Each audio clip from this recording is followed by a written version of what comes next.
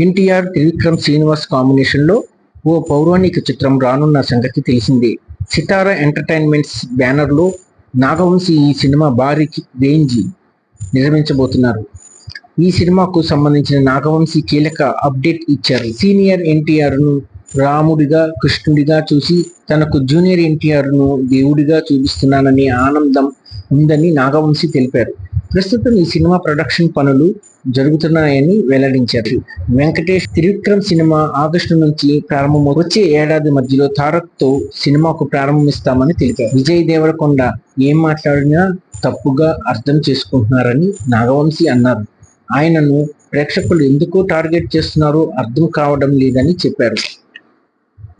మరోవైపు junior NTR, Hrithik Roshan cinema War 2 August 14న ప్రేక్షకుల ముందుకు వస్తుందని, ఈ సినిమా గురించి నాగవంశి మాట్లాడుతూ, ఈ చిత్రంలో తారక్ పరిచయం సన్నివేశం సినిమాకి హైలైట్ గా ఉంటుందని చెప్పారు. తారక్, హృతిక్ల మధ్య ఫైటింగ్ సీన్ అద్భుతంగా ఉంటుంది.